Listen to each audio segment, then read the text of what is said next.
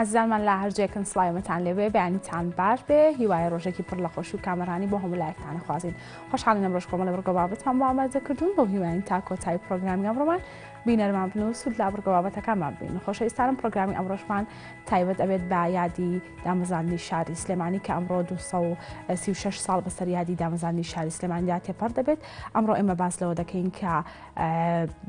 لایانی ڕۆشنبیری لە شاری سلێمانی تا چەند بەرەو پێشەوە چووە وەگەزانین کە سلێمانی لە ساڵی 1984 تشرینی یەکەمی 1984 دامەزراوە سەرتا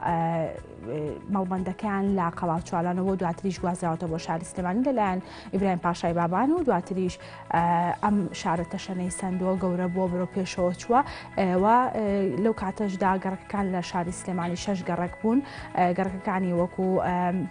گەڕەکەکانی وەکو مەڵکەندی و کانیەسکان و گۆیژە و چوارباخ و سەر شەقام و دەرگەزێن و ئەم گەڕەکانش گەورە بوون و لە ئێستادا ئەم شاری سلێمانی کە هەمووان ئەیبینین شاری ڕۆشنبیریە ئەم شاریان پێکهێناوە. ئێمە ئەمڕۆ باس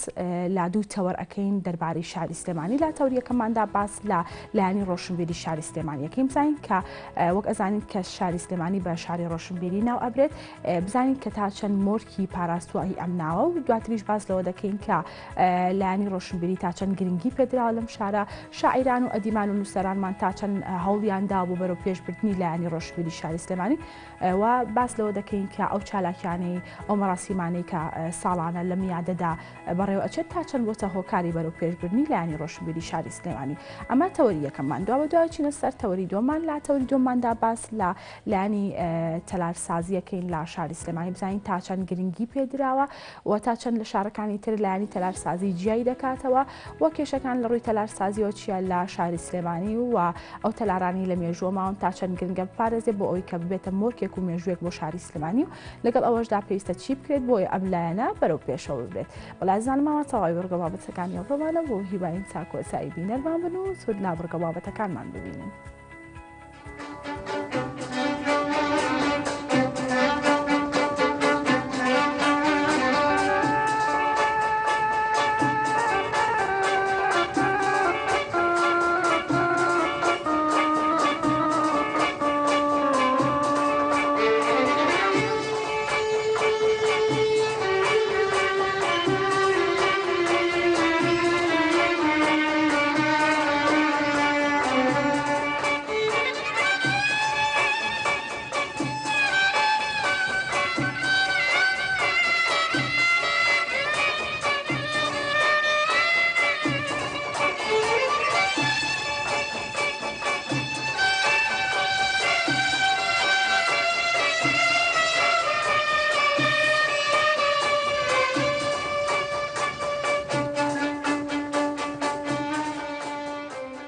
عزیزان لەگەڵتان بەردەوامین هەروەکوتمان ئەمڕۆ پرۆگرامەکەمان تایبەت ئەبێت بە یادی دامەزاندنی شاری سلێمانی. لا تەوریکە سەرتاماندا باس لە لایانی ڕۆشنبیری شاری سلێمانیەکەین بزانین کە تا چەند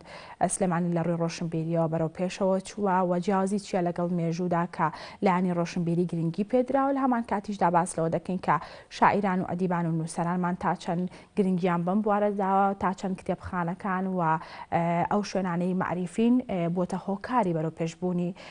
لایانی ڕۆشنبیری لە شاری سلێمانی. هەر بۆ مەبەستەش بەڕێز جەمیل محەممەد بەڕێوەبەری پێشووی کتێبخانەی ئەوقافی سلێمانی باشێکی ڕاستەوخۆ لەگەڵمانە. کاک جەمیل سڵاو لێبوو بەیانیت باش. سڵاو لە خۆشتان پێشێکی سوپاسی کەناڵەکەتانەکەم سوپاستانەکەم بۆ ئەم بانگێشەیەتان و ئەم دەرفەتەی کە بە ئێمەتان بەخشیوە. سوپاس دەکەم بەخێراتی و پیرۆزبایی لە هەموو گەلی کورد و هەموو کورد ئەەکەین بە بۆنەی ئەم یادە پیرۆزە و بە تایبەتی خەڵکی خۆشەویستی شاری سلێمانی و بەڕێزیشتان. سپاس دەکەم دەست خۆش بێت. کاک جەمیل باس سەرەتا باسێک لە ڕۆشنبیری بکەین بزانین کە باس لە لایانی ڕۆشنبیری شاری سلێمانیەکەین مەبەستمان لە چییە؟ وەڵای ڕۆشنبیری ئەگەر بە شێوەیەکی گشتی تیش خینە سەر ڕۆشنبیری بۆ چوونی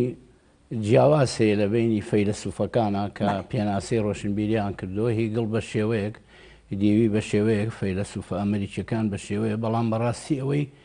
کە پوخت بتوانین کە بینەرانی خۆشەویستیش سوود لێوەرگرن و هەموو کەسێکی سادش تێبگا لەو پێناسەیە وێنانیەکان پێناسیان کردو طبعاً کردویانە عەرەب خۆی فەلسەفەی نەبوو بەڕاستی ئەوانی شەرۆکو ئێمە بێ فەلسەفە بوون بەڵام لە وێنانەوە فەلسفەکانیان وەرگرتەوە بەڵام بە ئیدعا زۆری فەلسفەیان کردو بەهی خۆیان بەڵام ئەویش ئەگەڕێتەوە بۆ خۆیان و پەیوەندی بە خۆیانەوەی بەڵام ڕۆشنبیر هەیە و ڕۆشنبیری هەیە ڕۆشنبیر بە کەسێک کەوترێ کە لە هەموو شتێک بزانێت هەیە تێکەڵی ئەکا لە بینی کەلتور و ڕۆشنبیریە بەڵام فەرقی جیاوازیان هەیە لە عەرەبیە ئەڵێن عام عموم و خصوص هەیە دایمە کەلتور عامترە گشتیترە لەوانەیە تەقالیدەکان ئەگرێتەوە وەکو زەی و ئەو شتانە بەڵام ڕۆشنبیر بە کەسێک کەوترێ لە هەر شتێ بزانێ یعنی لە هەموو زانستێک کەمێک بزانێ بەلایەنی کەمەوە بەو کەسە ئەوترێ ڕۆشنبیر. کاک جەمیل با باسێک لە لایەنی ڕۆشنبیری شاری سلێمانی بکەین بزانین لە مێژووە تا ئێستا ئەم شارە لە ڕووی ڕۆشنبیریەوە چۆن بووە و تا چەند بۆتە ئەم لایەنی ڕۆشنبیریە بۆتە هۆکارێک بۆ ئەوەی کە ناوی شاری سلێمانی بە شاری ڕۆشنبیری ناو ببرێت. بەڵێ حتمما هیچ شتێک بەبێ بنەمانەوتراوە و هیچ شتێک هەڕەمەکی لە خۆیەوە باز نەکراوە بێگومان ئەبێ ئەمەش کە بنەمایەکی مێژووی و یعنی چەند قۆناغێکیشی هەبێ بە بەڵگە و دلیلیش سەلمێنرا بێ کە بۆچی شایانی ئەوەیە بە شاری سلێمانی بوترێ شاری سلێمانی هەروەکو بەڕێستان ئاماژەتان پێ شاری سلێمانی گواستنەوەی پایتەختی میرنشینەکانی بابانیەکان بووە کە لە قەڵاچوالان بووە کە ئیبراهیم پاشا بڕیاری دا شاری قەڵاچوالان بجێزێتەوە بۆ ئێستەی شاری سلێمانی شوێنی سەرای ئێستایان دروست کرد و مزگەوتی گەورەیان دروست کرد و کە مزگەوتی گەورەش مەڵبەندێکی گەورە بوو ئەویش مەبەستیایە بە زۆری ئەوە بوو چەند عالمێکی گەورە وەکو شێخ معروفی نۆدێی و مەلا ئەبوبەکری سۆڕی و ئەمانە هەبوون کە توانیان ئەوانە زانابوون لە مەکتەبەکە ئەمینداری مەکتەبەش بوون مەکتەبەیەکی دەوڵەمەنی هەبوو ویستی مەکتەبەکەیشی بگوێزێتەوە بۆ ئێستای شاری سلێمانی بێگومان هەروەکو ئاماژت پێکرد بابانیەکان زۆر پەریان بە زانست و زانا و بواری ڕۆشنبیری داوە لەوانش بەڵگە ئەوەیە کە ئەو کتێبخانە بە نرخەیان هەبووە زۆر ڕێزیان لە زاناکان گرتووە و ئەمەش یعنی پیاوانی شاعیرانی ئەم شارش کە وەکو سالم و کوردی و نالی و ئەمانە بەڕاستی لایەنی ئەدەبیان دەوڵەمەند کردووە لایەنی شەعر و ئەدەبیان دەوڵەمەند کردووە هەروەها لە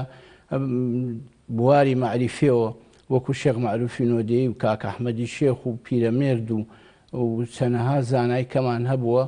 و هەروەها لە بواری تەریقەتی شاوەکو نەقشەبەندی و قادری و ئەمانە توانیویانە لە لایەنێکی کەوە ئەم شتانە هەمووی ئەبێ بەهۆی ئەوەی کە بە سلێمانی بوترێ شاری ڕۆشنبیری لەلایەکی کەوە یعنی بوونی ئەدیانە جیاجیاکان چەندینێکی جیاجیا هەبووەکو جوولەکە و مەسیحی و کاکەی و کە لەم شارە ژیاون یعنی کە ژیاویشن بەڕاستی ئەمە مەشقێ بۆ پێکەوە ژیانێکی خۆڕسک لە بینیانە هیچ ناکۆچی و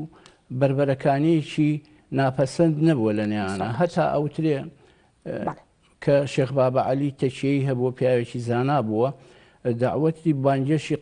قەشەکانی کردووە لەگەڵ ئاخوونەکانی شیعە ئاخوونەکانی عەف و جۆکانە و هەروەها کاکەیەکان بانی کردوون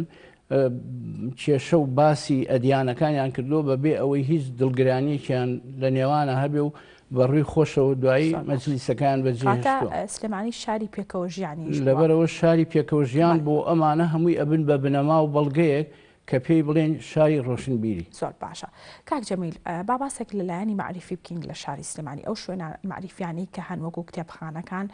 ئەمە بزانم تا چەند بوونەتە هۆکارێک کە شاری سلێمانی بە شاری ڕۆشنبیری ناو ببرێت بەڕێزی شێت وەکو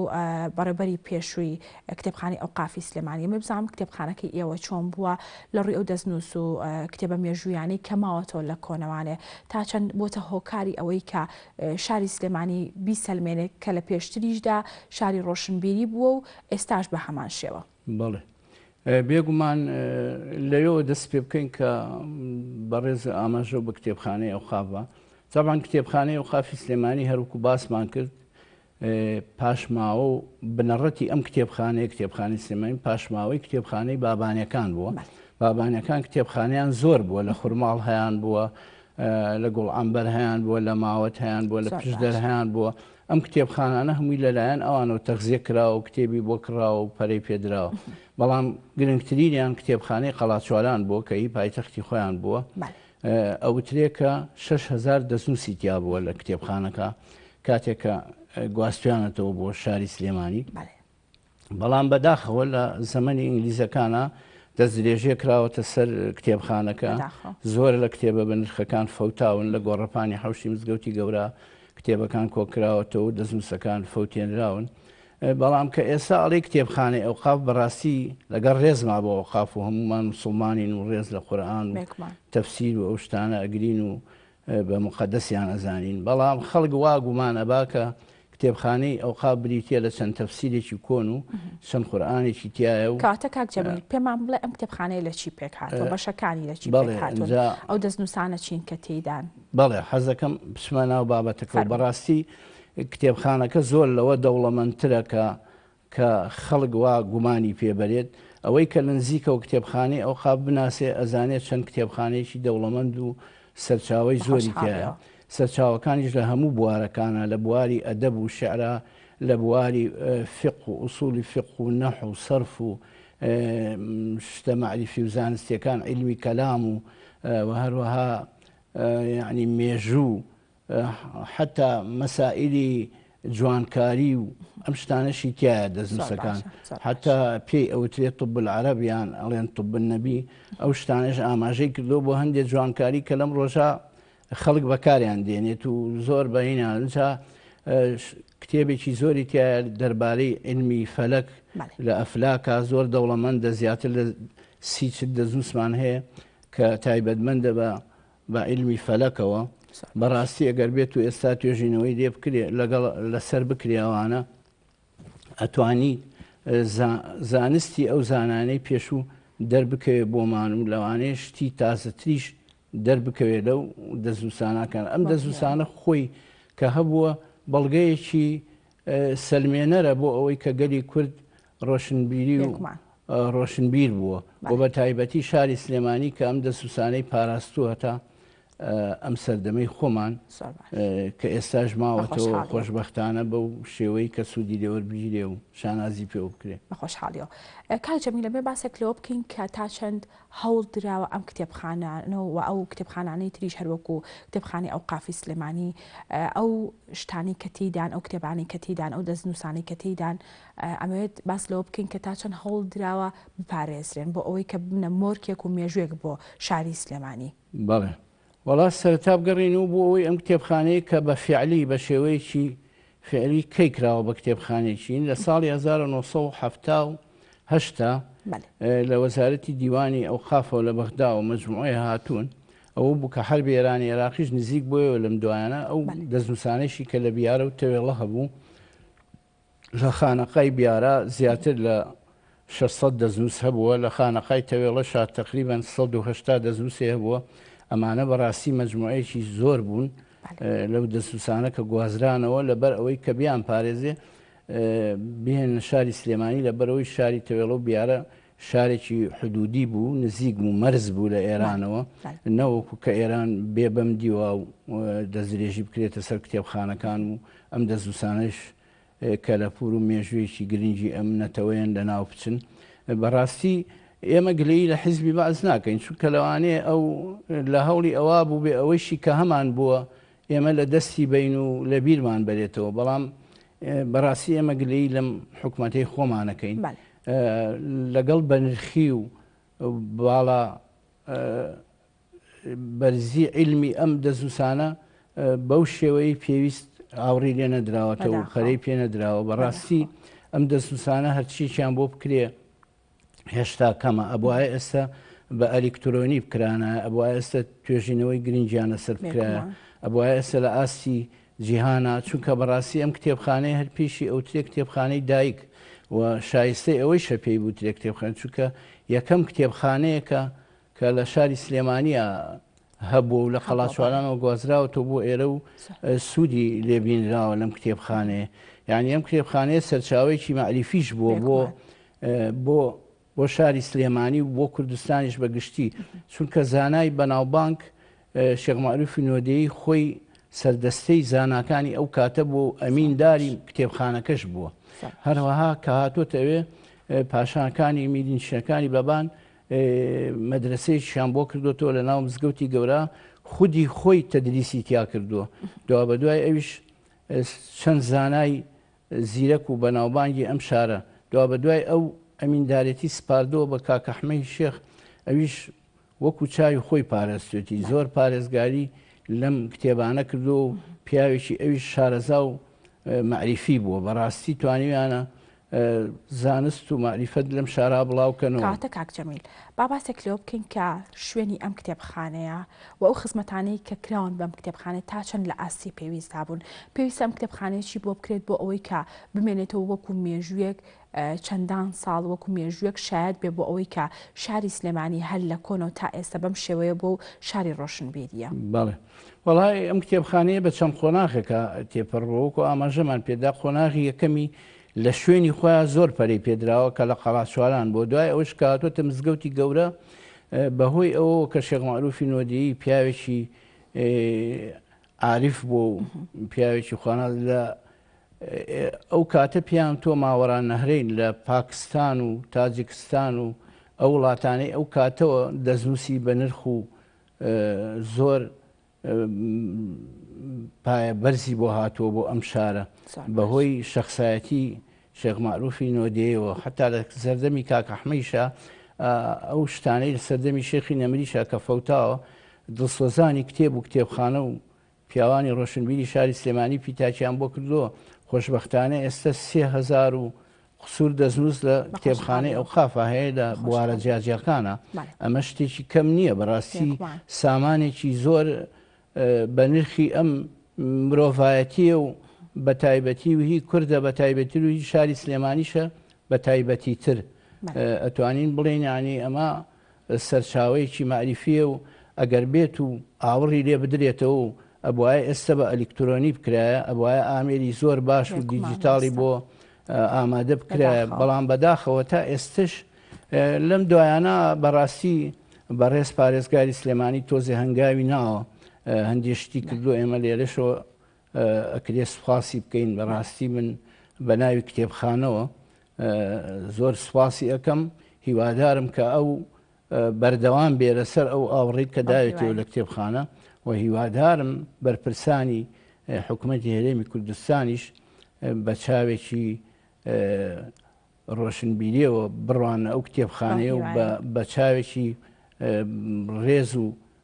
بەرزەوە بڕوانە کتێبخانە بەڕاستی کتێبخانە دەستنووسی تایە دەستنووس عەرە بەڵێن لا یوقەدەر بثەمەن یعنی سعری بۆ دیاری ناکرێ نرخی بۆ دیاری ناکرێ بۆ ئەو دەستنووسانەی کە هەبووە لەوانە خۆشبەختانە لە زمانی کاک عومەر فەتاحیشە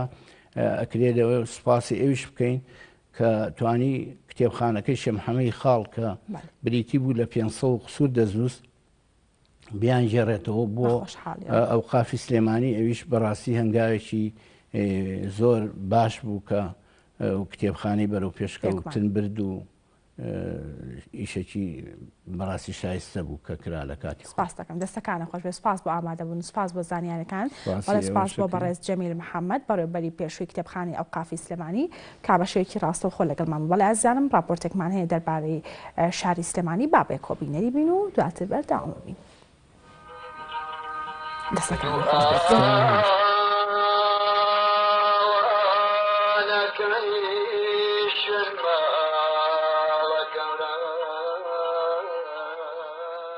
دەچینەوە سەردەمی جارانی سلێمانی کە چۆنەم شارە جێگەی ژیان دۆستی و کۆمەڵایەتی بوو. یادەوەریەکان زۆرن لە نمونەی ئەم ماڵەی سۆفی کەریمی سەڕاج کە لە خوشبن و دەلاقە و سەرخان و ژێرخانی دەیان یادەوەری دەیان چیرۆک خۆیان مەڵاز داوە.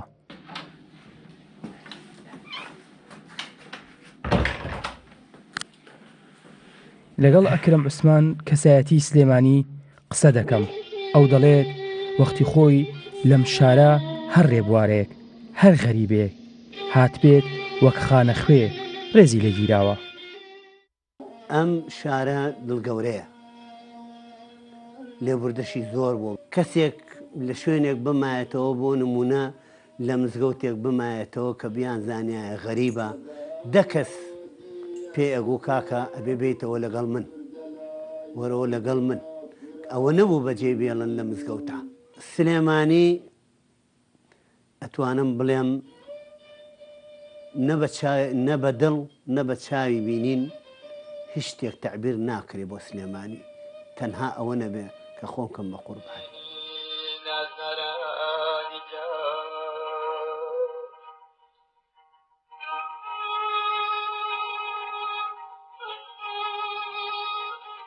سەبیحەخانی ژنێکی قەیمی شارە ئەو کاتانە باز دەکات کە کاسە و دراوسێتی هەبوو دراوسەکان خواردنیان بۆ یەکتر دەبرد ژیان ئارامتر بوو خۆشتر بوو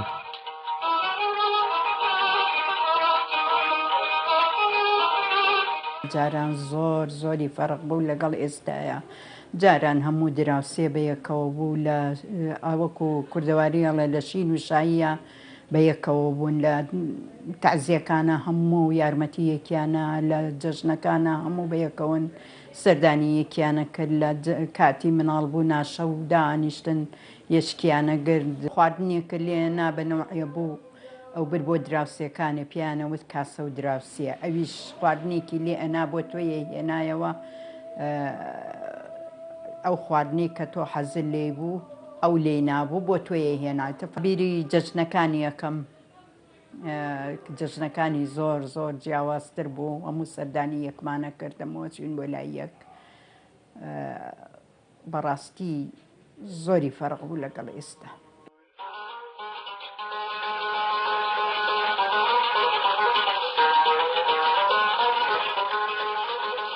ساڵ دێ و ساڵ دەڕوات سلێمانیش هەر بە گەنجی دەمێنێتەوە ئەم شارە هەر باڵا دەکات لە هیچ جێگەیەک ناچێت چون ئێرە سلێمانیە شارە حیاتەکە ئاوڕا لیگەلی کوردستان سلێمانی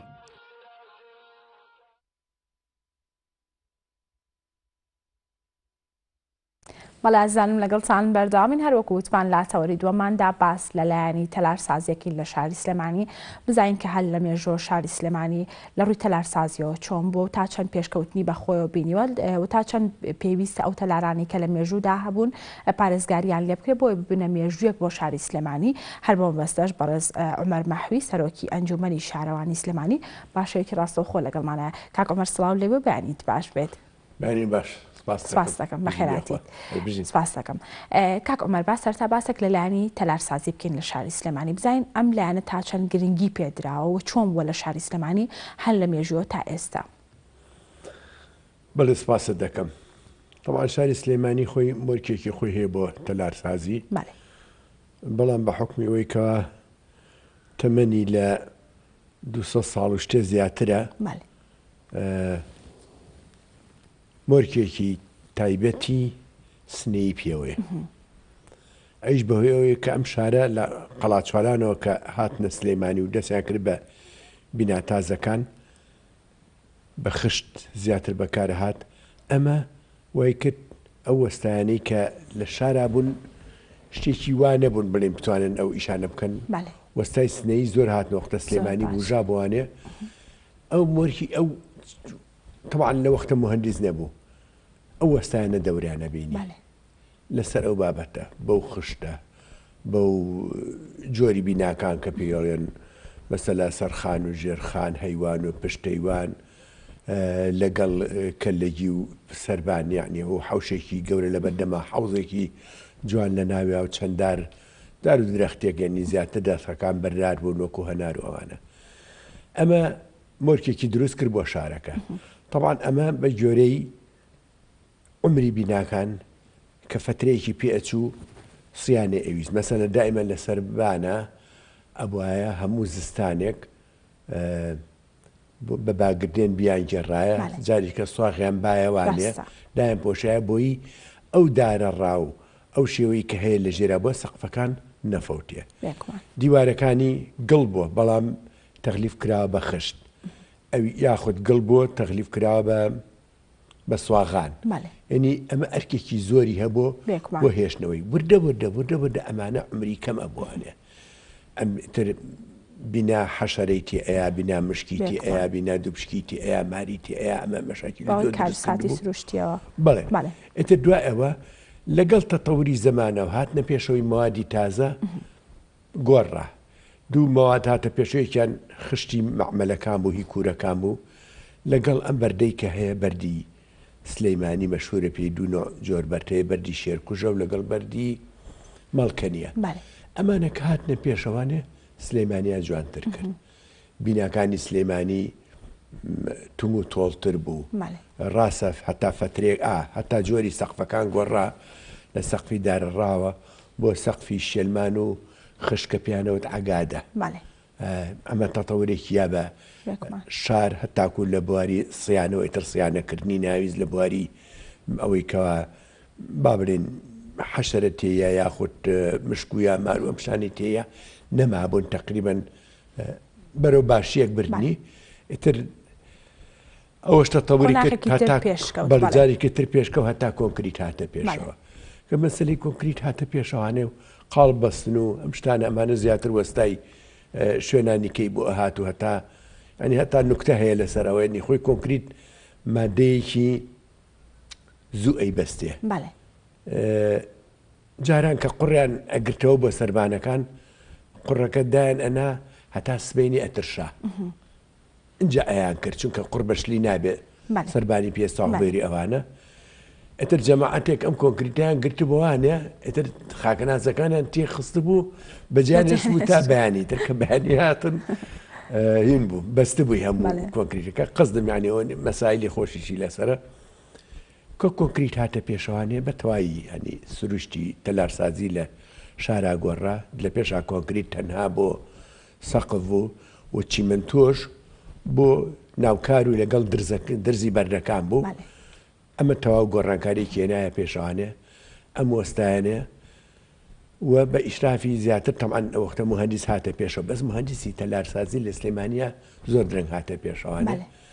مهندسی مەدەنی بوون ئەو مهندسێک کۆنانەی وەکو مەحموود حەسەن و ئەو مەجموعەیەکە بوو ئەوانە خەریتەی خانوویانە کرد خەریتی بیناکانیشیانە کرد بەڵام بنا حکومیەکان شتەکانیگە خەریتەکانی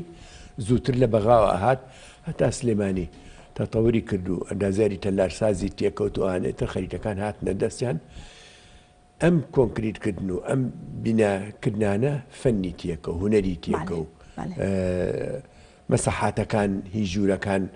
گەورە بوون وەکوجاران بە بچووکی نەما ئەم پێشکەوتن و ئەم قۆناغانە کە لە بواری تەلارسازیدا لە شاری سلێمانی ڕوویداوە ئەمێ بزانام تا چەند بۆچە هۆکاری بەرەو پێشبردننی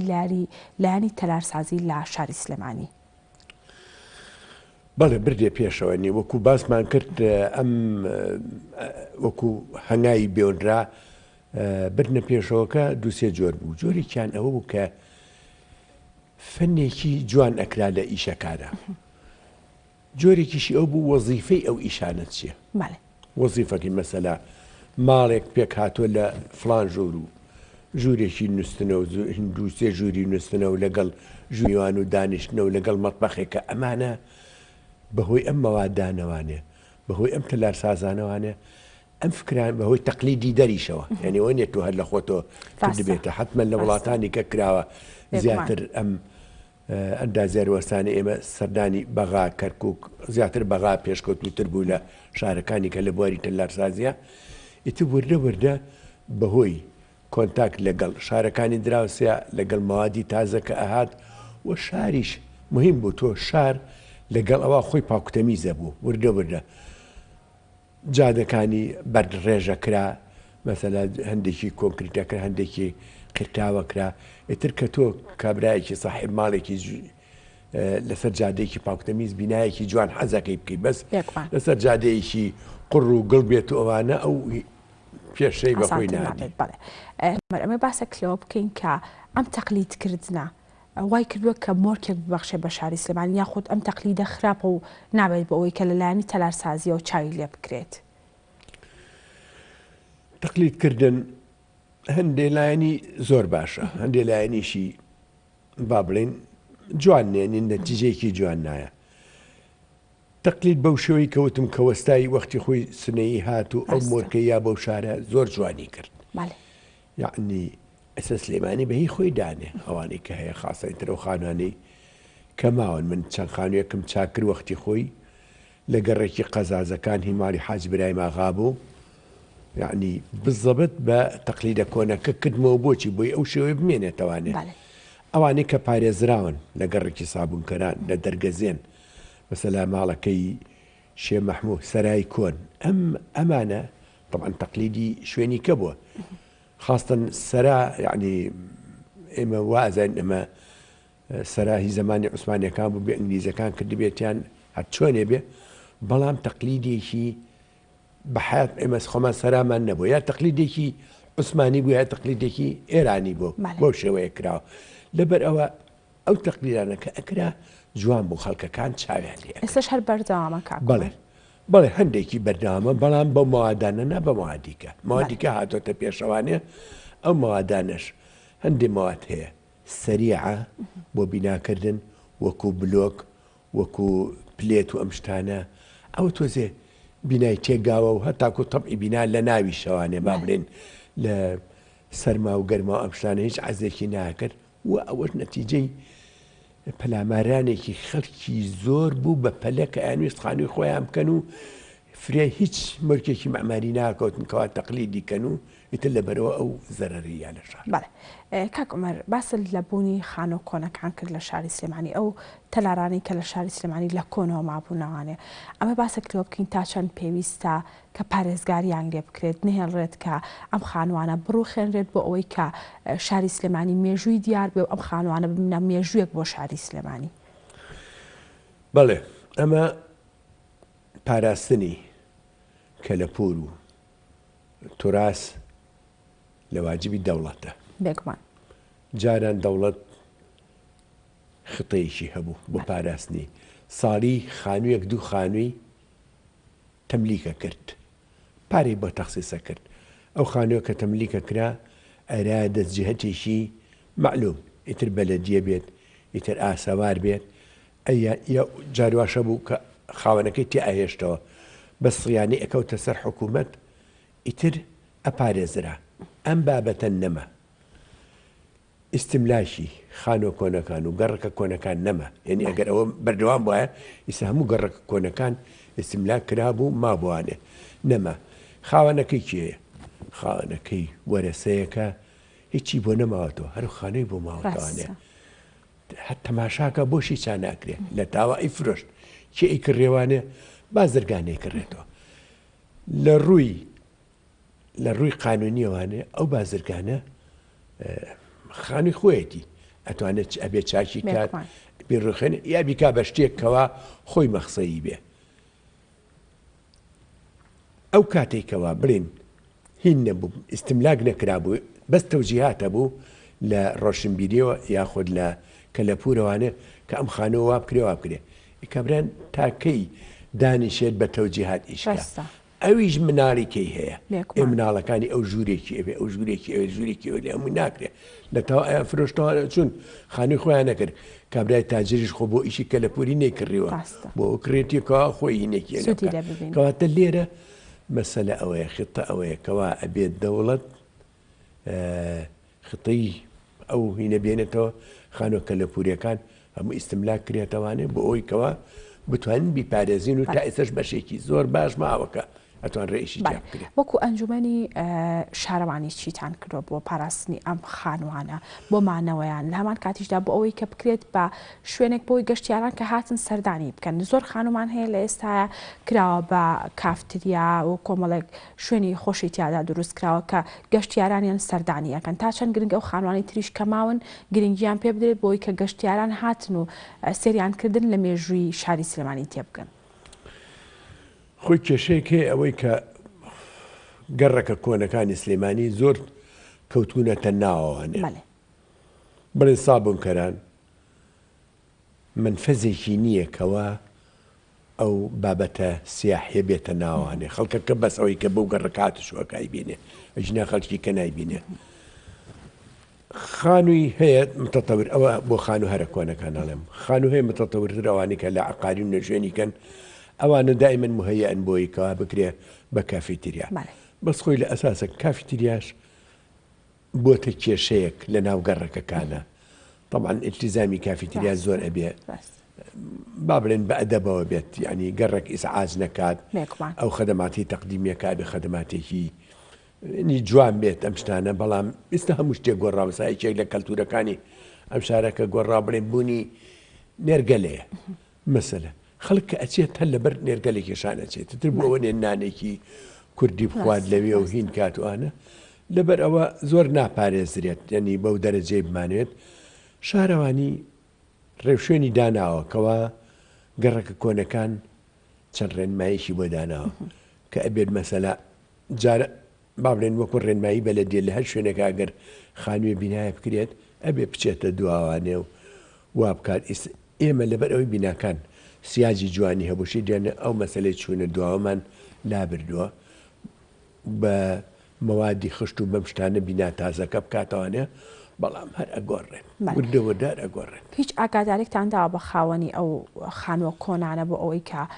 هەر لە خۆیان و نەڕوخێنرێن یاخود بڵێن بۆ نمونە نەکرێتە شوێنێک کافتریا بێت مۆزەخانە بێت بە ئاگاداری ئێوە بکرێت ئەو وەختێ بێت وەختێک گەبێت کە ئێمە ئەگە کابرا ئاگاداریەکەی قبول نەکرد ئێمە لێ بکڕینەوەانێ بەڵام کە ئێمە پارەمان نەبێت لێ بکڕینەوە ئاگاداری ئەوە هەفتەیەک ئەوە 2 مانگ ئەوە ساڵی ئەوە 2 ساڵ ئیتر کابرا ناتوانێت یامانە جیناتە و جیهاتەیە بۆ هەموو گەڕەکە کۆنەکان کەوا ئەبێ بپارێزرێت طبعا لەکەیە ئەم تەوجیهاتە دەرەکەی کە یەکێ و ئیجازە وەرگێ تۆ بە موادی توراسی بیکە بەوە بیکە ئەویژاڵێ مامەدیە من چوار مناڵم پێماوەتەوە دە ئەیفرۆش متر کە ئەیفرۆشێت زەرەرەکە لەوایە کە ئەیفرۆشێت بازرگانێکی کڕێتەوە ئەوش ئارەزوی خۆیەتی چی لێکات کاک عومەر لە ڕووی نۆژەنکردنەوەیان ئایا ئێوە هیچ ستانداردێکتان داناوە بۆ ئەوەی کە کاتێک ئەم خانوانە نۆژەن ئەکرێتەوانێ بە ستانداردێک بێت بۆ ئەوەی کە هەم مێژوەکەی هەمیش مۆرکەکەی لە دەستنایەکە ئەو خانووە بڵین بە شێوەیەک تێک بچێت بڵین نەوێتە هۆکارێک بۆ ئەوەی کە بۆ مێژوو بمێنێتەوە ئەگەر خانوویەک توراسی بێ ئیستیملاک کرێت ستانداردی باشی بۆ هەیە یەکێک لەوانە زیاتر دایرەی با بڵێن کە لە پورە مەتحەف ئەمانە ستانداردی زۆر چاکیان هەیە وەستای زۆر چاک ئەناسن هەتاکو وەستا بانگەکەن لە دەرەوەی وڵات بێت بۆی نۆژەنی کاتەوانێت من خۆم لە گەڕێکی قەزازەکان وەکوتم ماڵی حاج برایم ئاغا بە 2 نۆژانم کردو یەکیان بەکار هات بۆ وەکو قسمێکی داخلی کچان ئەوانەی خوێنی باڵا ئەخوێنن یەکیان هەر وەکو توراس هێشمانەوانێ ئەوە هەموو مواسەفاتێکی نوێژەنکردنەوە ئەگەر ڕستم بگیرێ لەو دوو بینایە جێبەجێ کراوە هەندێک کەس خاوەنەکانیان بە ئیمکانیەتن نایفرۆشنەوە خانوەکانیان هینەکانی ماڵی باوکیان هێشتویان نەتەوانێ حرسێکیان بە دیارە داناوە و ئەویان کردو وەکی کە نۆژەنکردنەوە ئەبێت با بڵێن بە نەرمی بێت نابێ خانووداتان ناوە کە چۆن نۆژەن بکرێتەوە بڵێن ڕەنی چۆن بێت بە چ شێوازێک نۆژەن بکرێتەوە بۆ ڕەنگ زیاتر هین ناکرێنی نابێشتی ساڕێکی تیا بێت نابێ مەوادی وەکو ئەم مەوادانی هاتوونەتە پێشە وەکو ئەلکۆبۆندا وەکو شتی وایە هاتوۆتە پێشەوە شکلی بینا تێگە نابێ وابێ بەڵام جاری واشەیە لە شەو ڕۆژەکە کابرا وەستا ئەهێنێت و بەو ڕەنگە پرتەقاڵی خۆی نۆژەنیە کاتەوە کە لە مشکی خۆیەتی و بە قسەی کەسیش ناکات و ئەبێ مراقیب و ئەبێ ئالیا بنێتی سەری بیر ڕوخێنی تو ئەویش جاریشکە هەرایکی کرد دروستەکە لە شوێنی خۆیان بێکمان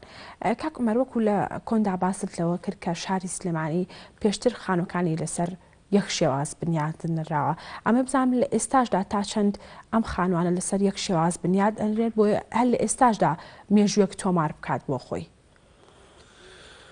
بەڵێ ئەمەیان بابەتێکی هەیە ئەو کەسانی کە بە ئیمکانیەتن تۆزە شێوازەکان با بڵێن کە ئەندازیاری تەلار سەرزەکە بۆی دانێ بە شەرتێ بزانێ شەرحیکە ئەگەر بچێ بە مێژکات و زۆر بەشی قبولیەکات ئەو شێوازیان بۆ دادرێت بەس ئەوەی کە نەبووە ناتوانێت لەسەر ئەو شێوازە چکە مەحدودە ئەبێت لەمەشە مەسەلا دەوڵەت قەرزی عقاری هەبێ ئەو قەرزەی بە شەرتێک ئەیاتێ کە بەو شێوەیە بنیم بیناکی خۆی بکە. کاک عومەر با باسێک لەلایەنی ئەم شارە بکەین بزانین تا چەند لایەنی تەلارسازی ئەم شارە وای کردو لە شارەکانی تری هەرێمی کوردستان جیا بکرێتەوە ئایا هیچ جیاوازیەک هەیەکەیتە شاری سلێمانی تەلارەکانی ئەبینی لەگەڵ شارەکانی تری هەرێمی کوردستان؟ لە فترەی پێشووترا شاری سلێمانی ئیلتیزامێکی هەبوو بەکارهێنانی مەوادەکان کە پێکاتبوون لە بەردی مەڵکەنی بەردێکی ڕنگ بۆر لە بینی سەوز و سوور و پرتەقاڵی و زەرد تا ئەنواعی ئەلوانی تیا و قاوی تێکەڵاو ئەمە مۆرشێک بوو بۆ سلێمانی. پاش ئەوە بەردی شێرکوش هاتە پێشەوانێ ینی کە ئینتاجێکی زۆر کراو لەو مەخلەعانە هەڵەکەنرا هەموو سلێمانی ببوو بە بەردە هەتاکو هەرچی دیواری سانت هەیە ئەو دیوارە سانت دەئیستا چەند دیواری کسانی تێ لەسەر شەقامی نالی ماوەتەوانێ بیناکانیش هەمووی بەو بەردە ئەکرا مەکتەب بینای حکومی مەکتەب ئەوە کاتە ئیدارە محەلی دەوری هەبوو بەلە دێش دەوری هەبوو هەموو ئەو ئەندازیارانەی ئەو ئیشانیانە بربەڕێەوە هەموو بەو بەردە مواسەفاتی نەکانە نووسی بۆیە ئەو مۆرکە دروست بوو بە شاری سلێمانی مەوادەکان بوو اینجا مەسەلە سلێمانی شارێکە بارانی لی ئەبارێت و ئەبێ پارێزرێ لەبەرەوە دائیمەن چەتری سەقفی بینا چەترێکی ئەهاتە پێشەوە چەند بۆکسێک بۆ سەر پەنجەرەکان ئەکرا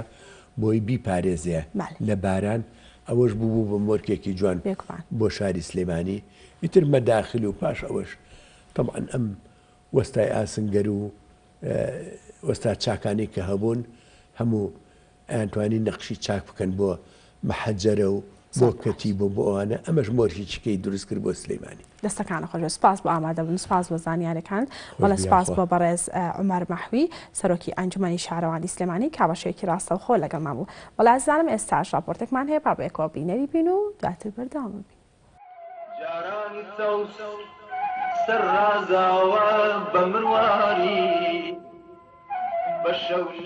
سلێمانی شاری شاران لا بنیادنانەوە کانگای بوارەکانی ئەدەب و ڕۆشنبیری و هونەر بووە بۆیە هاوتەریب لەگەڵ فراوانبوونی کوچە و کۆڵانەکانی ئەو بوارانەش تێیدا گەشەیان کردووە. هەر لەگەڵ دامەزراندنی ئەم شارەدا چەندین گروپی ئەدەبی و ڕۆشنبیری و هونەری تێیدا سەریان هەڵداوە کە سلێمانی کردووە بە پێشەنگی شارەکانی تر لەو بوارانەدا بۆیە پەرلەمانی کوردستان وەک پایتەختی ڕۆشنبیری دەستنیشانی کردووە.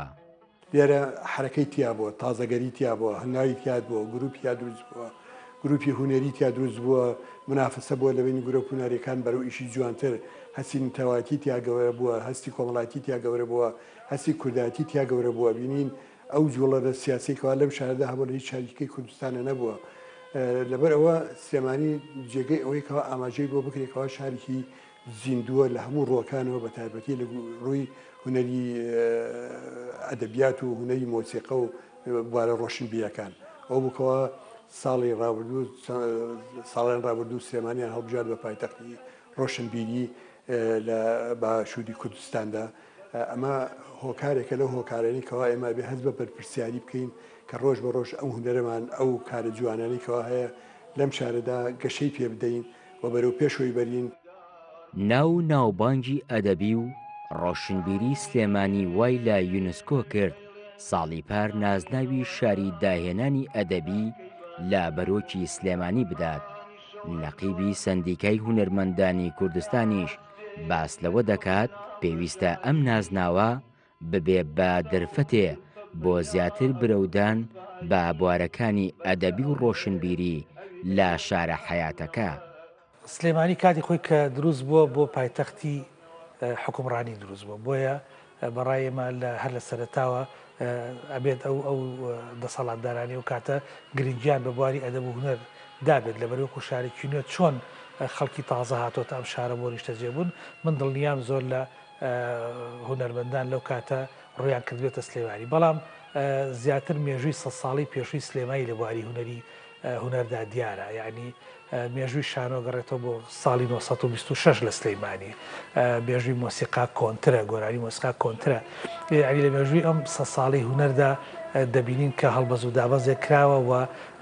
کێروی کارە هوەریەکان بەرەو پێش چووە و ڕەوتی کارە هوەریەکان پەرەی سندووە و لە بواری زانستی هوەردا زۆر کاری جدی کراوە دامەزانی پەیمانگای هونەرە جوانەکان لە شاری سلێمانی لە ساڵی 1970 لە سەرەتا هەشتاکانە ڕۆڵێکی گرنگی بینیوە پاشان زاکۆی سلێمانی دامەزانی ڕۆڵێکی زۆر گرنگی بینیوە لە بەرەو پێشوونی هوەر و کایی هوەر لە شاری سلێمانیدا یاسای بە نرخ و گرانی ئەم خەڵکە ئەو نازناوانەی بە باڵای سلێمانیدا بڕاون زۆرن لەوانە شارە حەیاتەکە و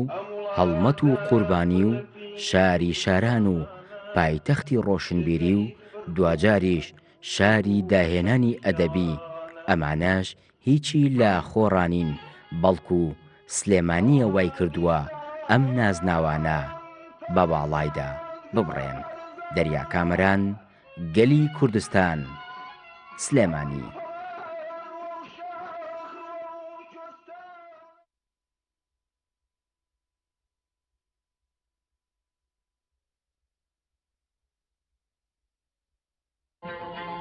کەوتڕێ هەوری پەڵەی پاراوتێر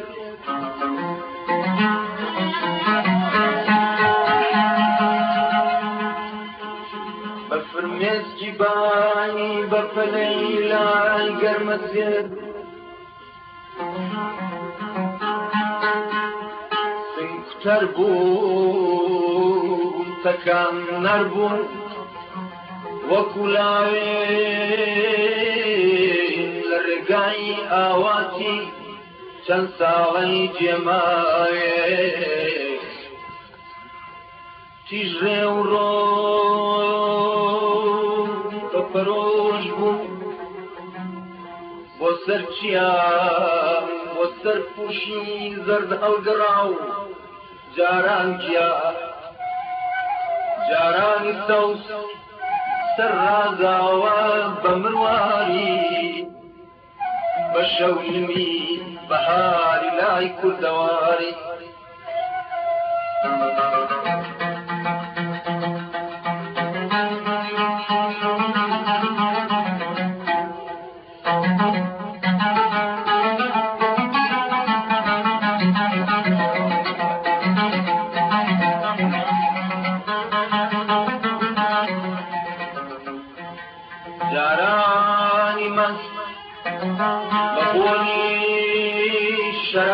بەهار پیاوەکەی بەڵەی گوڵ بوو تا دەمزار جاران ئاژەڵ پەچە و بەرەو کۆز بوو ڕۆژگار کورت و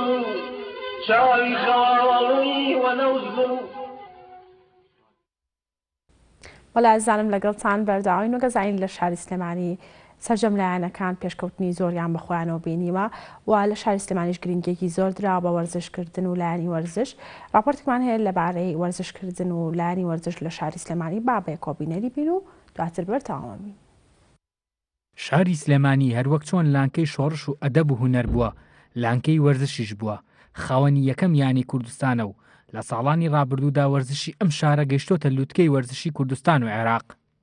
سلێمانی خاوەن چەندیانەیەکی وەرزشیە و هەریانەیەکیش لە ڕابردوودا خاوەنی سەروەری و دەستکەوتە لەسەر ئاستی عێراق و دەرەوە. ڕاستی شاری سلێمانی هەر لە سەرەتاوە لە وەرزشە خزمەتێکی گەورەی کردو بە یەک بە هەرێمی کوردستان دووش بە عێراق ئەتوانم بڵم عێراق پێش کوردستانیش بخۆم لەبەرەوەی کە ئینجازاتی زۆ باشیە بووە. جێی فەخر و شانازیەکە بڵم شاری سلێمانی یەکەم نادی کە دەرسیز بۆ لە هەرێمی کوردستانە لە شاری سلێمانی بۆ لە ساڵ 1956 کە نادی سلێمانی ویانەی دایکە و هەروەها دروستبوونی لیژنەی ئۆلۆمپی هەرێمی کوردستان کە لە ساڵ 1995 لەسەر دەستی یەکێتی نیشتیمانی و لیچێتی نیشتیمانی کە دروست بوو کە کاری بۆ کراوە ئەمانە جێی فەخرەکە شاری سلێمانی فەخری پێوەکە وە لێرە شۆ هەر هەزەکەم بڵێم زانکۆی سلێمانی هەزەکەم ئەمەش باسکەم زانکۆی سلێمانی پێشەنگە لەوەی کە وەرزش لە هەموو بەشەکانی ئەخوێندرێ تەنها زانکۆی لە عراقدا کە وەرزش لە هەموو بەشەکانی خوێندرێت کە ئەمە سەربەرزیەکە یەک بۆ سەرۆکاتی زانکۆی سلێمانی دوو بۆ شاری سلێمان ئەبێ لێرە شۆ ئەوە بیر نەکەین کە ئێستا هەڵبژاردەی عراقی تۆپی باسکەی کچان لە شاری سلێمانیە کە بە بەڕاهێنەر و بە کادرە فەرنیەکانیەوە ئەمانە هەر هەمووی سەربەرزیە بۆ شاری سلێمانی. هاوشێوەی شاعیر و نووسەران و شۆڕژگێڕان ئەم شارە خاوەنی چەندین وەرزشکارە کە لە ڕابردوودا بوونەتە سەروەری وە کوردستان و چەندین وەرزشکاریش لە پێناو ئەم کوردستانەدا شەهید بوون و گەیشتوونەتە کاروانی نەمران و سلێمانی بۆتە داینەمەی دامەزرانی لیژنەوەی ئۆڵۆمپیک کوردستان کە بۆتە چەترێک بۆ کۆکەرەوەی یەکێتی وەرزشیەکان. پیرۆزبایی خۆم لە سەرجەم دانیشتوانە ڕستنەکەی شاری سلێمانیەکەم بە بۆنەی یادی دامەزرانیەوە هیوادارم هەرۆک چۆن دەست پێشخەر بۆ لە هەموو بوارەکانە هەر بۆ جۆرە بمێنێتەوە کە ئێستا پێوترێ پایتەختی ڕۆشنبیری هیوادارم بش بێ پایتەختی وەرزشی. وەرزش لە شاری سلێمانیە هەمیشە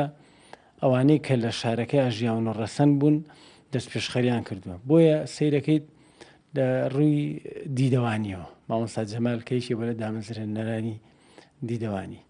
لە ڕووی تۆپی پێوە لە ڕووی بالەوە وەرزشکاران لەم شارەدا جگەلەوەی لە خەمی پێشخستنی وەرزش بوون هاوکات بەردەوام پەیوەندیان بە شۆڕشەکانی کوردەوە کردووە و بوونەتە سمبولی بەرخودان لە هەمان کاتدا سلێمانی بۆ یەکەم جارتوانی لیژنەی تیپە ملیەکان دابمەزرێنێت و هەزاران تیپ لە کوردستان کۆبکاتەوە و خزمەتیان بکات.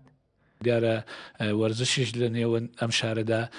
دەورێکی باڵا و کاریگەری هەبووە لە وەتیم شارە دروست بووە هەتاکو ئێستا تیپە میلیەکانی ئێمە لە ساڵەکانی 1970وانە بەڵێ بدایەت هەر لە بەردەوامی هەبوو تیپی میلی بەڵام توانرا بۆ یەکەم جار لە شاری سلێمانی تیپەکان کۆکەینەوە و لیژنەیەکی تیپە میلی شاری سلێمانی دانین هەتا ئێستا ئەو تیپە میلیانە ئەو لیژنانەمان پەرەپێداوە لەسەر جەم شار و شارەچەکان لیژنە و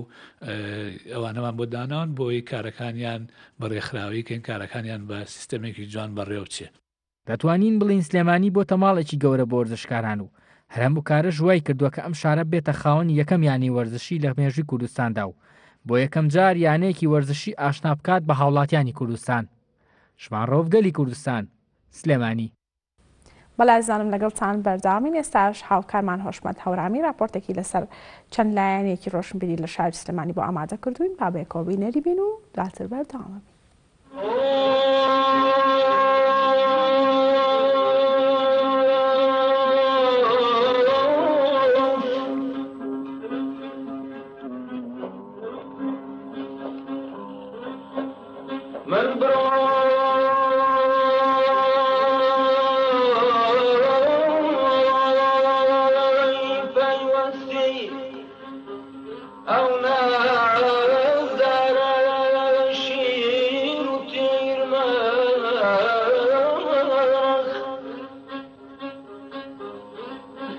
بینەرانی بەڕێزم سڵاو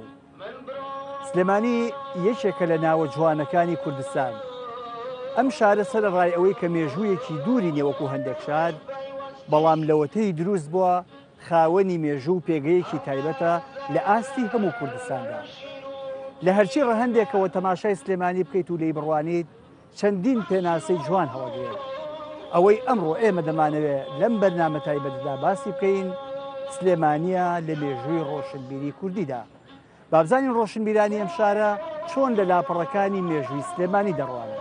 لەگەڵمان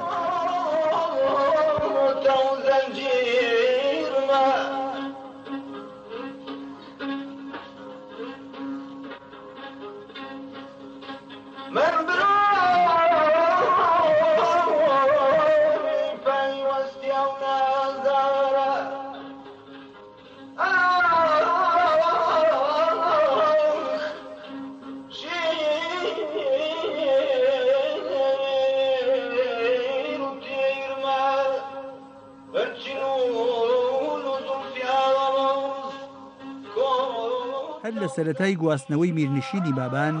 لە قەڵاچوالانەوە بۆ شارێک کە هەر خۆیان بنیادیان ناو ناوی دێنرا سلێمانی ئیتر ئەم شارە بەشێک لە تایبەتمەندیەکانی بووە شاری ئەدەب و شیعر و خوێندن و معریفە چونکە پێشتریش بابانەکان گرنگیەکی ڕادەبەدەریان بە ئەدەب و خوێندندا بوو. سێ کوچکەی نالی و سالم و کوردی بووبوونە نازناوی ئەدەب و شێعر دۆستی بابانەکان. هەر بۆیە کە شار بۆ پایتەختی فراوان و نزیکتر لە شارەکانی تری کوردستان بەدەیان و سەدان ئەدیب و خاوەن شاکارەکانی تری هەردوو بەشی ڕۆژهەڵات و باشووری کوردستان ڕوویان لە سلێمانی کرد و لەو کاتەوە نەخشەی کایی ڕۆشنبیری لە شارە تازە بنیادنراوەکەدا داڕێژرا و لە ئێستاشدا برەو بۆ ڕۆشنبیریە دەدرێت و شار هەر شاری ڕۆشنبیریە.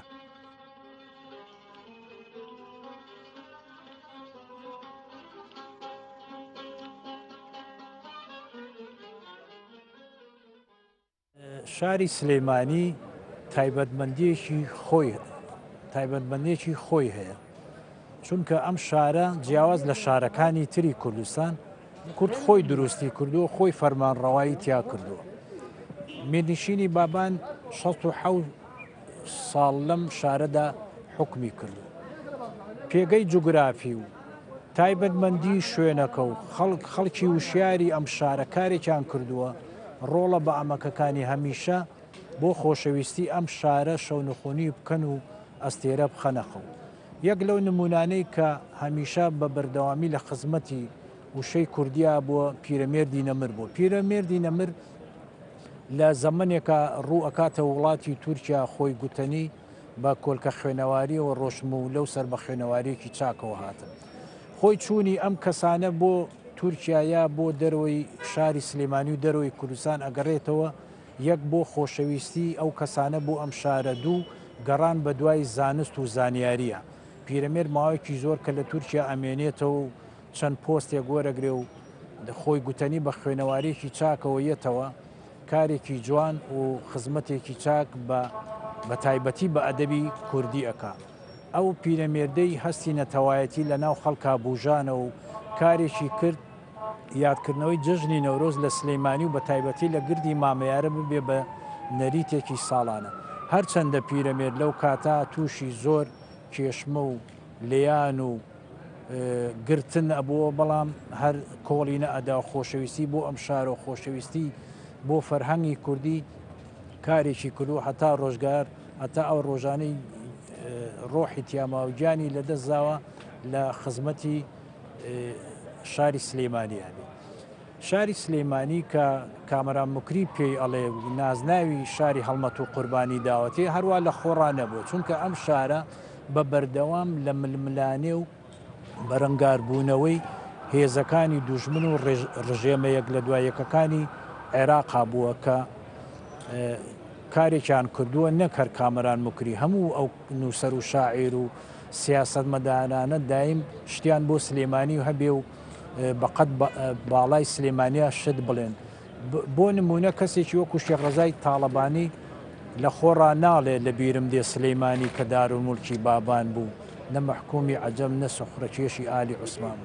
دیارە ئەمە بۆ خۆشەویستی سلێمانی نەبێ و بۆ خۆشەویستی خەڵکی سلێمانی نەبێ ئەم خەڵکانە هەروە بەگاڵتە ئەم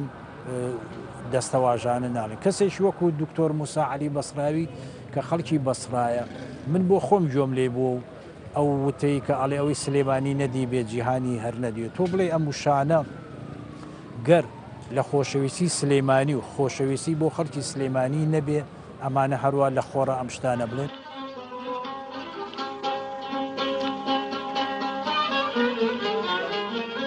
کتێبخانەی گشتی سلێمانی بەڵگەیە لەسەر ئەوەی پاش کۆتاهاتنی دەسەڵاتی بابان و داگیرکاری عوسمانی و پاشان ئینگلیزیش ڕۆڵەکانی ئەم شارە وازیان لە کایە ڕۆشنبیریەکە نەهێنا و خەمخۆرانی حرف و وشەی کوردی لەنەوەیەکی تری پاش بابانەکان هەر لە خەمی ئەوەدا بوون سلێمانی دانەبڕێت لە خوێندنەوە و هاوکات هەر لە ڕێی کتێبەوە دنیایەکی فراوانتری ڕۆشنبیری لە گەلانی ترەوە فراهەم بکات. بۆیە فەیلسوفی گەورەی کورد پیرەمێردی شاعری نەمر بیری لە دامەزراندن و بنیادنانی کتێبخانەیەک کردەوە کە گشتی بێت و سایە و سێبەری بۆ هەموو ڕۆشنبیرانی شارێت.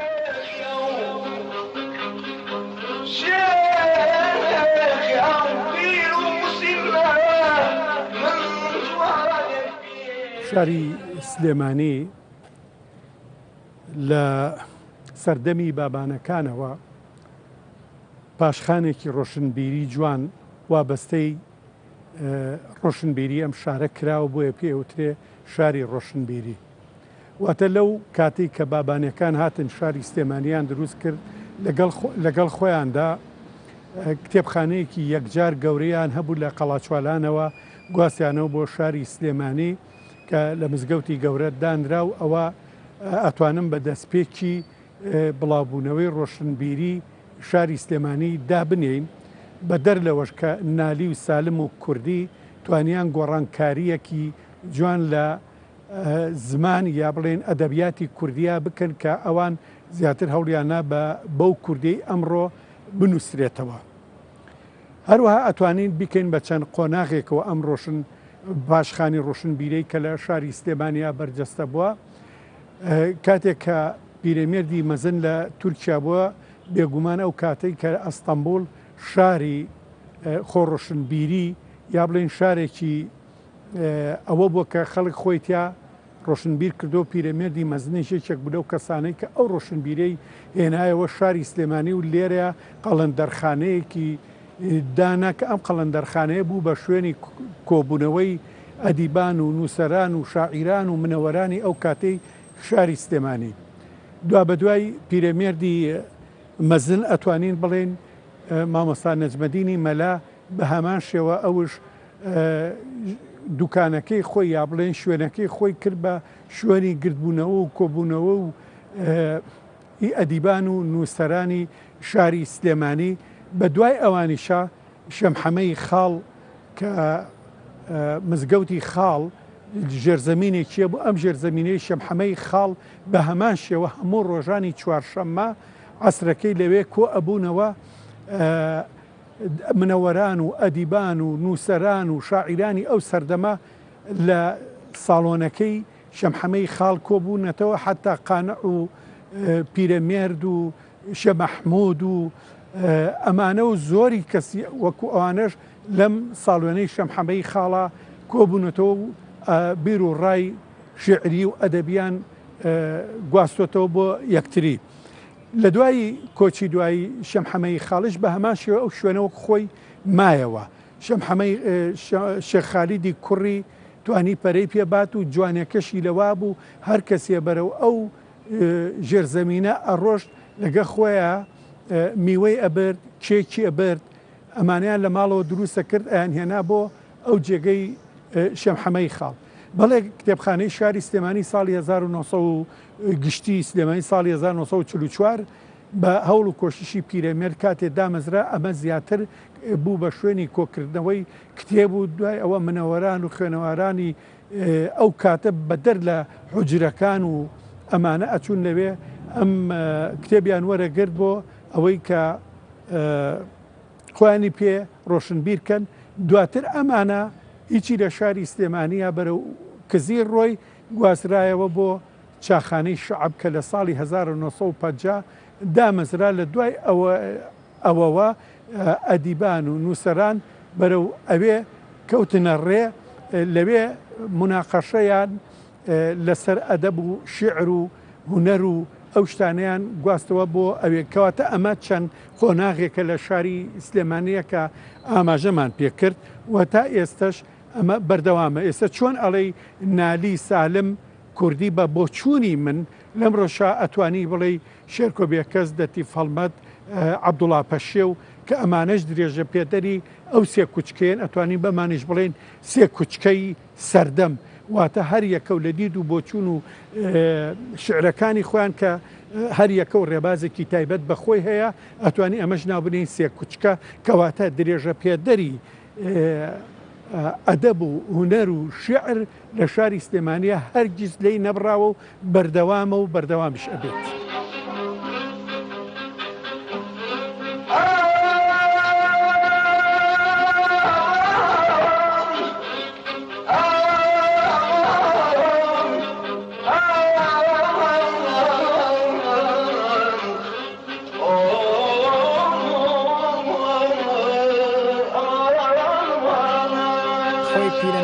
بە بەردەوام پیرەمێرد هەر ئەو پەپولە و ماسیە بوو کە خۆی لە شێعرەکەیاڵێ پەپولە و ماسی کە دڵداری چرا و گۆلن بە نزیشی ئەم ئەسووتێ لە دووری ئاو ئەوان حۆلن بەڕاستی هەموو ئەدەبی کوردی هەموو فەرەنگی کوردی قەرزاری ئەو پیرەمێردن ئەو پیرەمێردەی کاتێک کە ڕێگریەکەن لە بڵاوکردنەوەی ڕۆژنامەکانی و چاپخانەکانی خاونەکەی خۆی بۆ ئەخاتە ڕەهنەوە عیشقێکی زۆر سەیری بۆ ئەدەب هەبووە بە تایبەتی بۆ کتێب هەبووە و دایم لە هەوڵی ئەوەدا بووە سلێمانی کتێبخانەیەکی وای تیابێ کە گەنجەکان کە خوێندنەوارەکان کە ئەوانەی کە عیشقیان هەیە بۆ خوێندن سەردانی ئەو کتێبخانەکەن دیارە بە نیسبەت مێژووی سلێمانیەوە ئەو پێشنیاز و ئەو هەوڵانە هەمووی نوێ بووە پێشتر ئەگەر یەکێکی وەک پیرەمێردنەی کدا باوەڕ ناکەم کەس بیری لە شتی لەو بابەتانە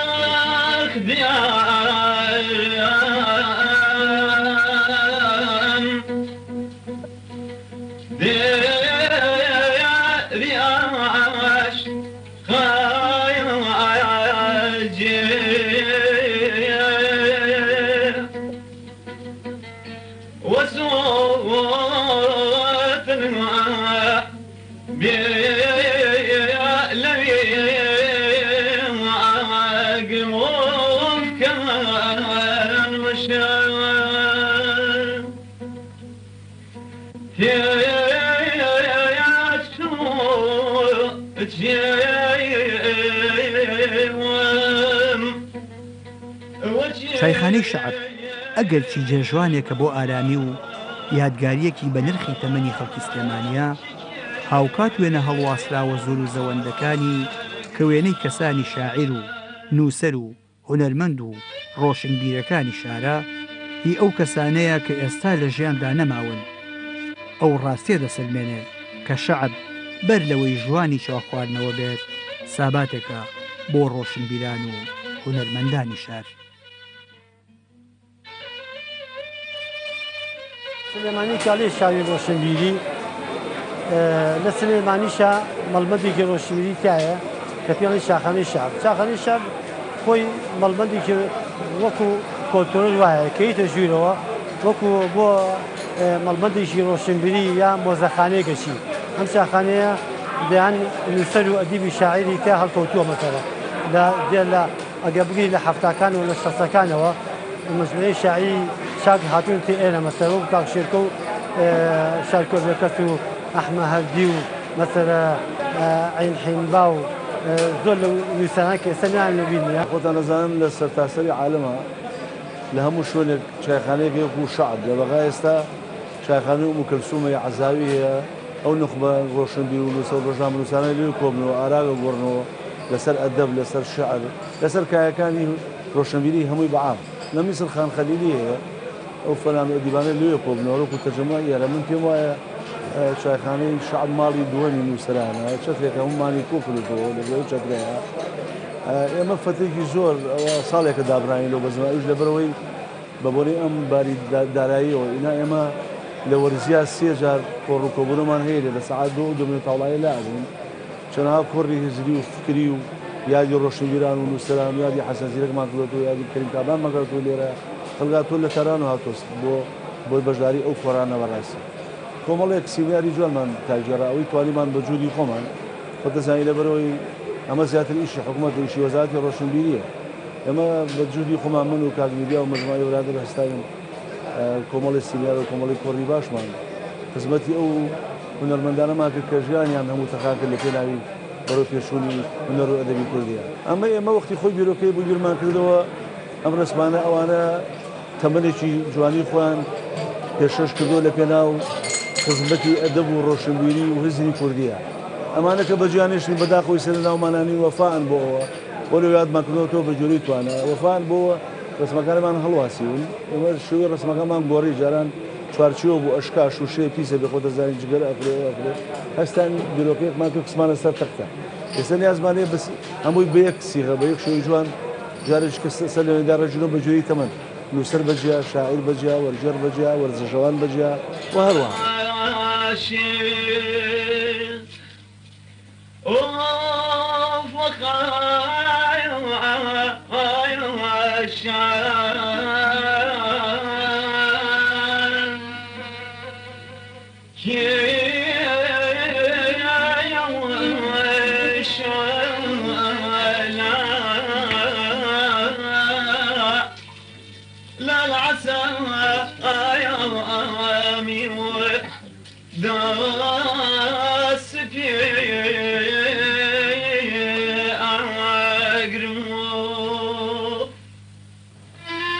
خۆشەویستان ئەوەی ماوەتەوە لە کۆتاییە ئاماژەی پێ بکەین ئەوەیە لە چاو شارە دێرینەکانی پێی کوردستاندا سلێمانی خاوەنی مێژوویەکی نوێیە. هێشتا 2 سەدەونی و بەسەر مێژووی ئەم شارەدا تێنەپەڕیەوە. بەڵام هەر وەکو لەم بەرنامەیەدا ئاماژەی پێکرا لەوەتەی سلێمانی بۆ بەشار. لە قەڵاچوارانەوە بابانەکان گواستنەوە هاتنە سلێمانی و ئەم شاریان بۆ خۆیان دروست کرد. سلێمانی بۆتە سەرچاوەی زانست و ڕۆشنبیری و لە زۆر ڕەهەندی ترەوە وێنای جیاوازی بۆ کوردستان دروست کردووە. ئەمڕۆ باسمان لە بەشێک لەلایەنە ڕۆشنبیرەکانی سلێمانی کرد بۆ ئومێدەی هەمیشە سلێمانی سەرچاوەی زانست و ڕۆشنبیری بێت تا لێرەوە تەواوی کوردستان سوود لە ڕۆشنبیریەکانی ئێرە وەربگرێت. کوردستان ئاوەدان بێت بە ئومێدی بەردەوام ئاوەدانی و گەیشتن بەرەو کاروانی شارستانیەت و دوا ڕۆژێکی بەختەوەر بۆ تەواوی کوردستان. سلێمانیش هەمیشە سەرقافڵەی ڕۆشنبیری و بەرخودان و ئازادی بێت.